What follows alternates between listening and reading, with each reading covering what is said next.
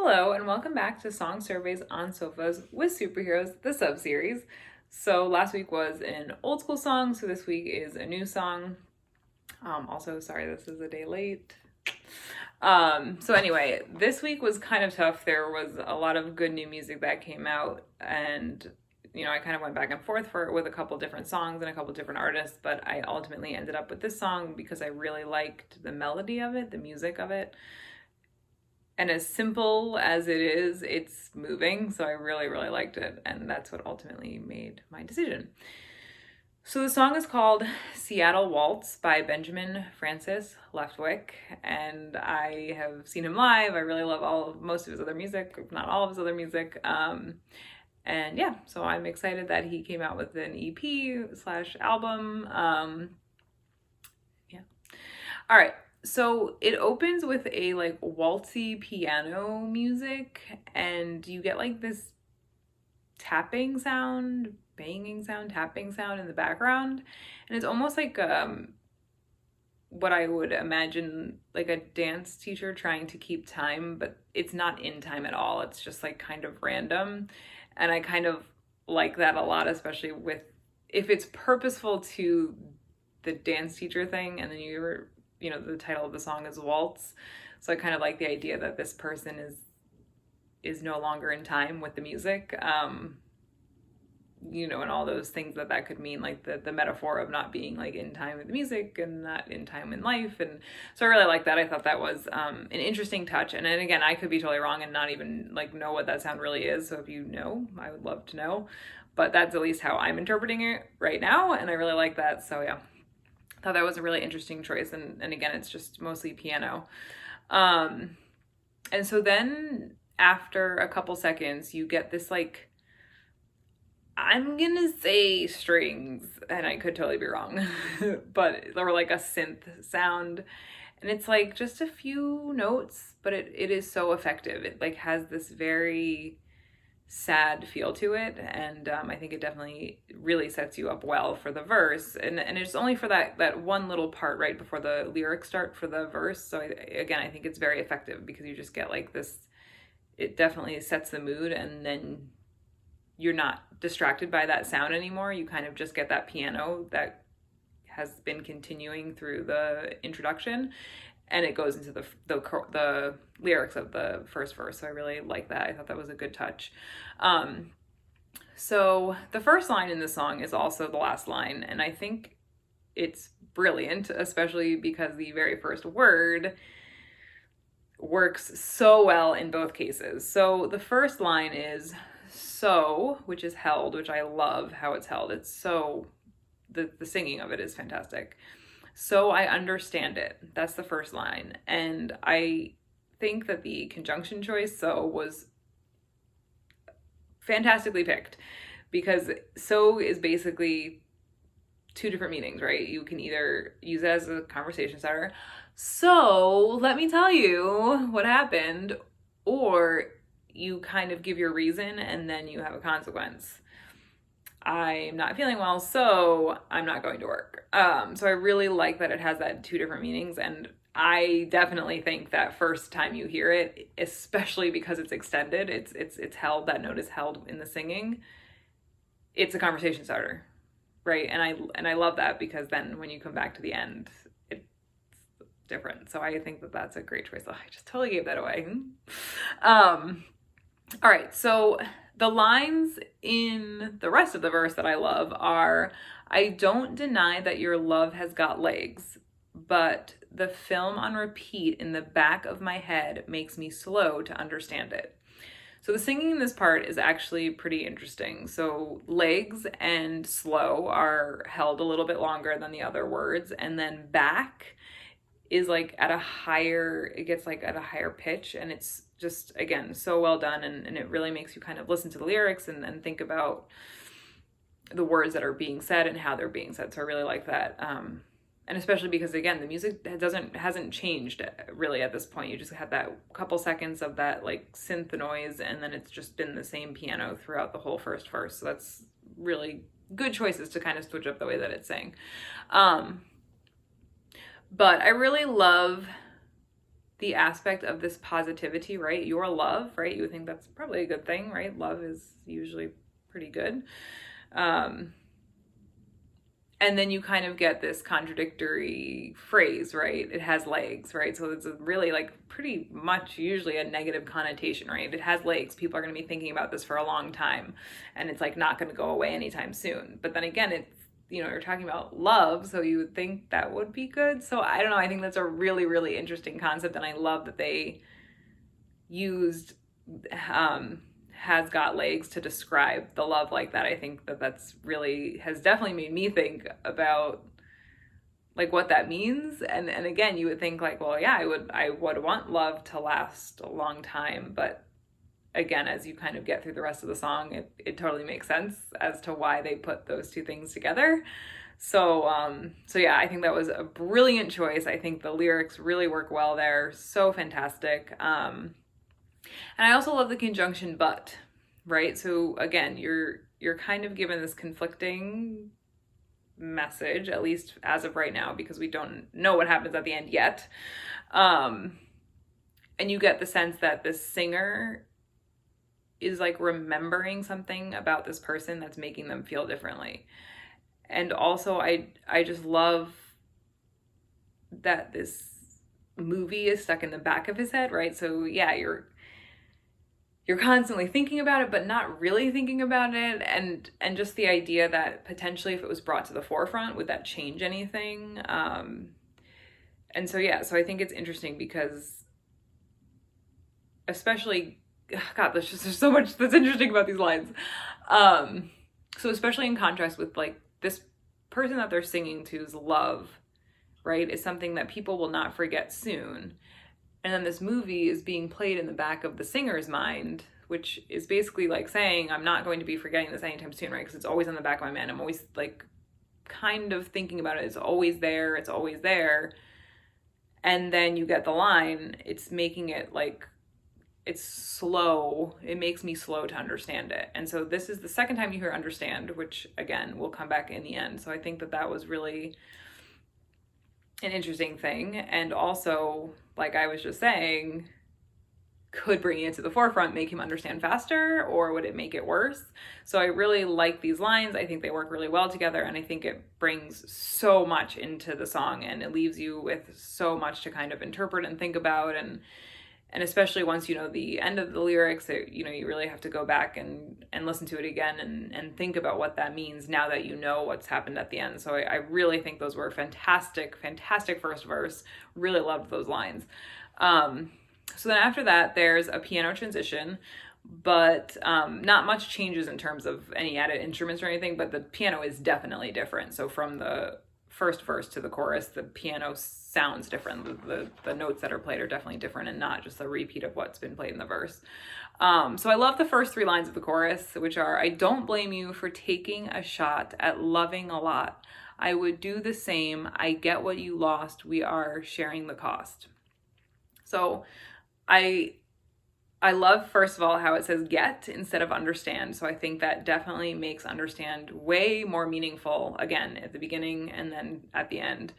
I also really like the idea of the fact that he's like basically kind of putting blame. I don't blame you for taking a shot on loving a lot. So you get this like blame aspect. So either like the person he's singing to loved the singer more than maybe the singer loved this person, or they're talking about a third person, which that question is definitely answered in the next verse for sure, or the next chorus. So yeah, so I think that that's an interesting concept as well. Just like, don't blame you for taking a shot at loving a lot. So I think that was well done lyrically. But also I love the way that this part is sang. So what happens is, I don't blame is kind of, the words are held, and then the you for taking a shot for loving a lot, I would is all pretty quickly, and then do the same is a little bit held longer, and then I get what you lost, we are sharing the cost is still like a little bit quicker. So I love that because it really makes me think of like slow, or, you know, quick, slow, quick, slow. So it makes me think of this waltz, and I think they did a fantastic job of kind of incorporating that so subtly, and it's just so well done. Like I have never really thought of the lyrics being sang as if it's a dance, and again, just the title of this song really made me think of that this time, and I think I'm hoping that that was the intention, because if it was fantastically done, right? You start with the slow and then you get the quick slow, quick, so I really liked that. I thought that was brilliantly done, really well. Loved the lyrics, but I also loved the way they were sang, so really fantastic first part of the chorus. And then I really like the last line of the chorus as well. So, is filling the space any better than living alone? And I love the question aspect. I think it's really fantastic, because I don't think that this person, the singer, is asking this person in like a judgmental way. Like, really, is it better? Especially given what the other lyrics are. I genuinely think the singer is interested and wants to know, is it better than living alone? So in my head, this person is filling life, right, with objects or people or activities, and the singer is living alone. And so I think, like, genuinely, is filling the space any better than living alone? And again, I could be totally wrong. Let me know what you think. It could be a judgmentally question, but I don't think it is. I think genuinely the singer is trying to connect and kind of have a conversation with this person genuinely, and I would really hope that it's not judgmental, because that would definitely change my opinion about the singer. But yeah, so I think that was a good line, and I think it again kind of adds to the sadness of the song. So that string and synth sound comes back and is added to a little bit. It's like you get that same exact thing that you got at the beginning, but then I'm pretty sure it's the same thing, but just kind of repeated over it a little bit later. So you get this different sound. And again, I really, really love that. I think it adds to the sadness, and it almost is like a creepy sound too. So you just like really have this, like, I don't know, just almost like dusty image of just people that are sad, and I like love it. I love it, and I think it works so well with the song. So I also really love that. So this is the last time you hear that synth sound for the whole song, and I think that it was really, really a good choice, because it's not overwhelming, it's not distracting, and it really just kind of, you know, with the piano and that sound, you just kind of get this, like, yeah, you're just like, oh gosh, this is heartbreaking. And so I think it was super effective, and I'm glad they didn't overdo it and ruin it by making it so overpowering and overwhelming throughout the song. So really great choice. And again, it's like, this is just so good. So the second verse, it talks about tears dropping into the ocean, followed by the line, well, it's better than nothing you say.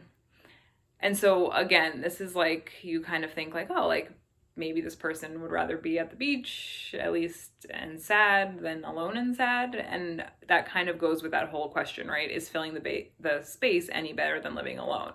So this person is maybe like in trying to enjoy the ocean, while this other person is thinking like it's better than nothing. Or is it really better than nothing? Like, you say it's better than nothing. So I don't know. I really like that. I thought that was a well-placed line for sure. And so then I love the last line of this verse as well, which is probably definitely my favorite song in the whole entire, my favorite line in the whole entire song, which is, I know you deal with coping. And so know and coping are held a little bit longer than the rest of the line, which I think is really great. Again, I like that differentiation in the singing. But I just really love the idea that the singer knows, right? Again, doesn't understand, but knows that this person is like dealing with coping, right? So coping is supposed to be how you deal with things. So the fact that this person is just dealing with the dealing of it is super interesting to me. And I think that was, you know, a really interesting concept in general, just to say, like, you're just basically tolerating the coping. So it's not actually working. You're just like tolerating the strategies. And again, like maybe this whole thing goes back to filling all this space, right? You're just like this filling of these spaces, this emptiness is not actually working. It's like a coping mechanism, but you're just dealing with the coping. You're not even like actually using it to cope. You're just dealing with the dealing with it part. I don't know. I just really like that. I thought it was good, and I like that the word deal and coping are kind of synonymous, and that they use that in an interesting way. So you get a few seconds of music before there's another chorus, and the first half of the chorus has two singers. So I like that makes it sound a little bit different, even though, again, a lot of the song is very similar. A lot of the music is pretty consistent throughout the song, and yes, there is variation in how the song is sang, but the chorus, the first half of the chorus does not change, but I do like the addition of the other singer. And so later on, the second to last line in the chorus is changed. And this is where this third person idea comes in. And this is why I definitely think that answers that question from before, that it is a third person and not just that the person the singer is talking about loved the singer more than the singer did, the person he's talking about. It says, but I share his blood, we can speak on the phone. So the phone part is, I think, just rhymes with that original second to last line in the first chorus, which was home. So phone and home kind of rhyme. And so I think with this, I share his blood makes me think of a son. So that like makes it so sad, right? And you're like going back and thinking about the other lyrics, and you're like, oh God, this is really just like heart-wrenching. And so after that, you get that line again, right? But it's said with an and, so I understand it, which, I mean, just the addition of and, but the not being held part of so makes me totally think that this is the explanation, right? This is the consequence of what we were just talking about throughout the whole song. So you get this, and so because of all the things I just mentioned, I understand it. So I really, really love that contrast from the beginning. So I need to tell you something. So this is the consequence of what I was just talking about. So I really, really love that. I love that the line is the same and it works in the two different ways. I think that was so brilliant, and I just love that, because normally when they repeat a line, it's not necessarily my favorite thing unless they change it. And yes, they changed the way they sang so in the first and last, but just the way that was like a multiple meaning sentence in general, and the effectiveness of that in this song, I think worked so well. And it was just such a brilliant choice. I really, really liked that.